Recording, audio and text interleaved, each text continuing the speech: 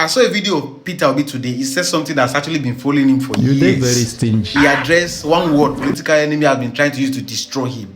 And instead of him to get angry, he looked straight to the camera and addressed them. They've been trying to call him stingy.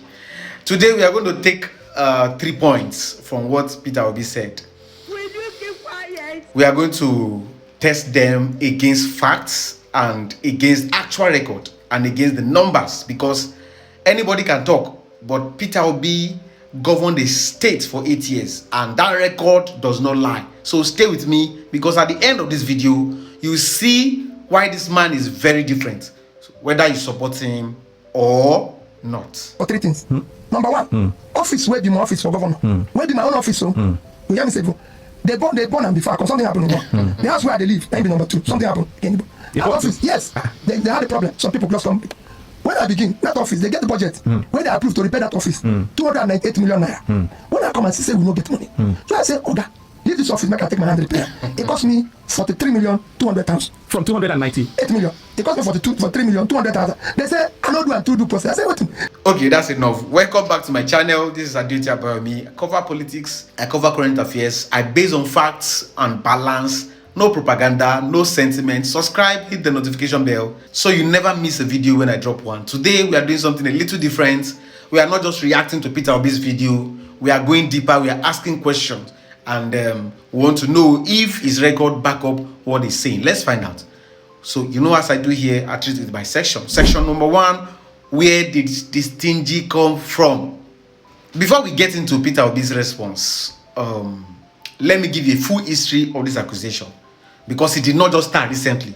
It actually started in 2022. Popular Catholic priest Father Ejike Mbaka, he called Peter Obi a stingy man, saying it would be impossible for a man like that to become the president. He said, and I quote, "A stingy man that cannot give people money with this hunger ravaging the land, and you are saying is the one you want?"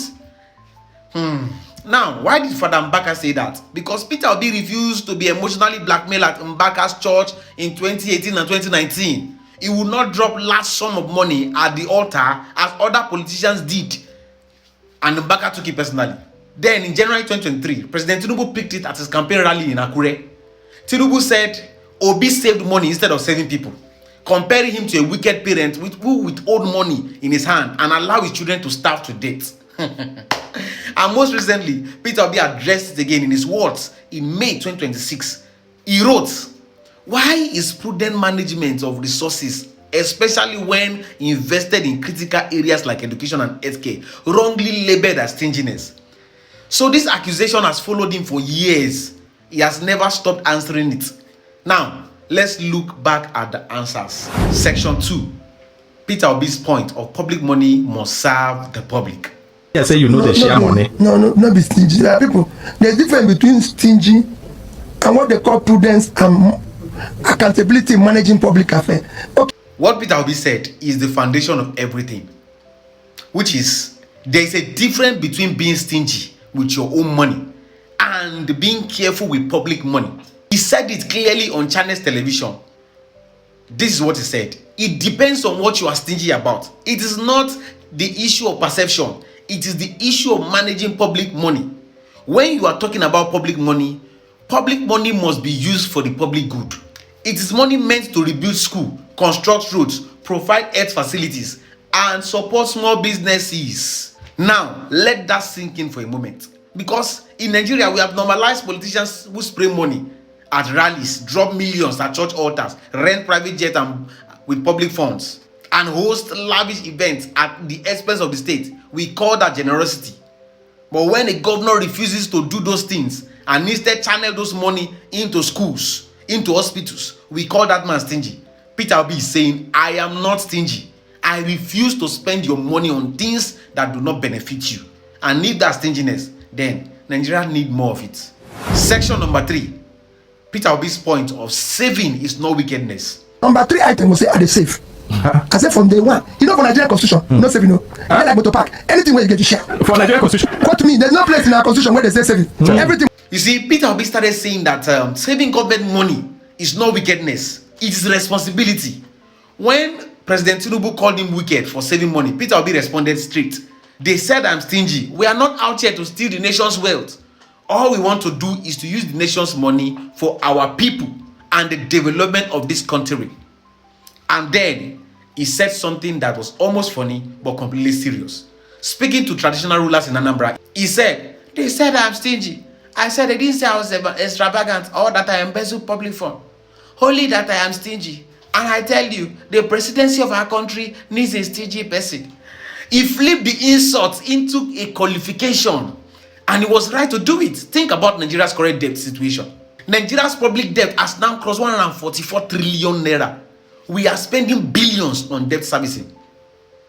Money that should be going into roads, schools, hospitals, and other things. That is what happens when leaders are not stingy enough with public funds. Section number 4. Change the mentality from sharing to saving and production.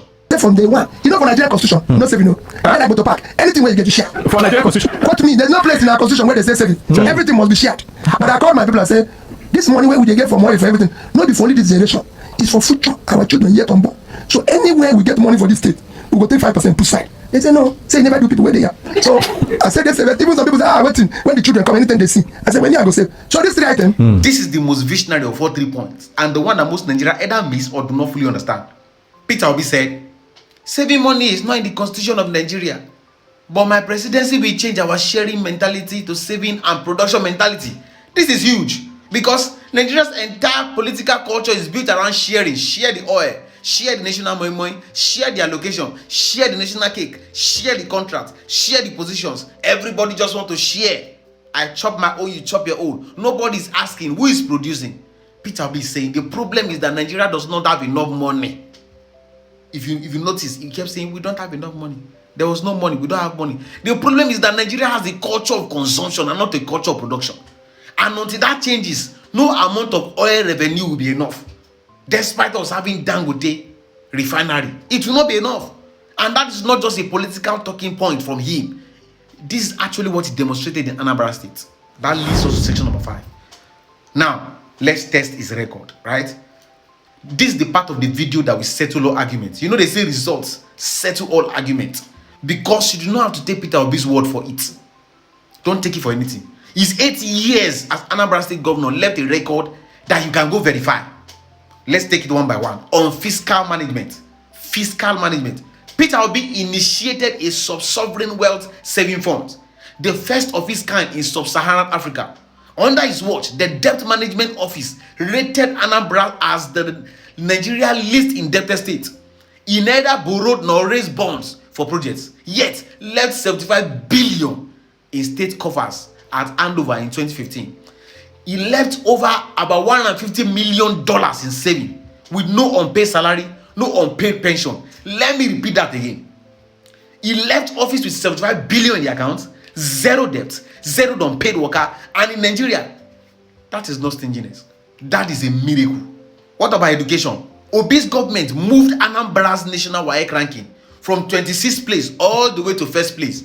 Over 1 million computers were distributed to secondary schools alongside with internet access. More than 700 school buses were provided across communities. First class graduates from Anambra received 1 million naira each as incentive. A man who does not invest in children is what you call stingy. A man who hands out 1 million naira to first class graduates, 1 million computers to students as reward for academic excellence, you call that one stingy? You are joking. What about healthcare? Anambra State became the first state in Nigeria to install a public dialysis machine. He built the Chukwuemeka Odumegu Ojukwu Teaching Hospital from scratch. He upgraded multiple mission hospitals across the state. And in 2013, the Bill and Melinda Gates Foundation awarded Anambra $1 million for outstanding performances in healthcare and immunization. The Gates Foundation does not just give money to stingy leaders, they give it to results. What about recognition? In 2012, the Methodist Church of Nigeria gave Peter Obi the Golden Award of Prudence, recognizing him as the most financially prudent governor in Nigeria. This day newspaper is there online. Go and search. They named Peter Obi as the most prudent governor in Nigeria as of 2009. So the same thing Tinubu and Father Mbaka are calling a weakness. church, and national newspaper were giving him award for. Is that not funny? The irony of it all. Anyways, in an attempt to be balanced, because this is Adeoti Abayomi's channel, we don't do propaganda here. We base on fact. There is a little bit of side to Peter Obi that people and opposition will say he is not perfect because he has been moving from one party to another. So they've been questioning his political structure and movement, of which there is an explanation to why Peter Obi has moved from one party to the other.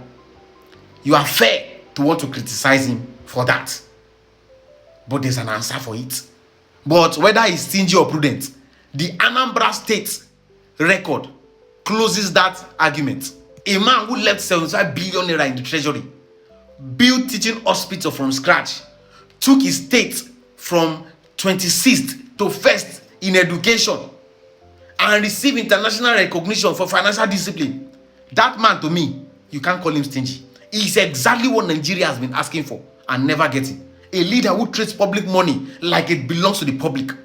Peter Obi himself asked this question. He said, why is prudent management of resources wrongly labeled as stinginess? Why is humility and obedience to the rule of law often taken to be weakness rather than discipline? Those are not just words from a stingy man. Those are words from a man who is tired of a system that rewards flamboyancy over results. And honestly, looking at where Nigeria is today, Peter Obi has a point.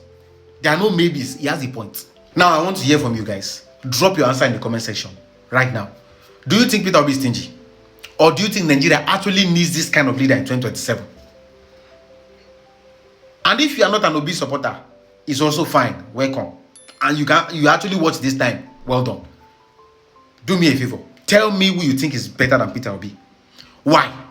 Let's have real conversations. No insults. I will reply you. If this video has given you a new perspective, or even if it confirmed what you have already believed, please share it. The more Nigerians engage with facts, not sentiment, instead of just emotions, the better our political conversation become. Like this video, guys, so that more people will see it. Subscribe to Adeoti Abayomi's channel, follow this page, and make sure that your notification bell is turned on so that you will catch my next video. Right? I'll see you on the next one. As always, God bless Nigeria and God bless you.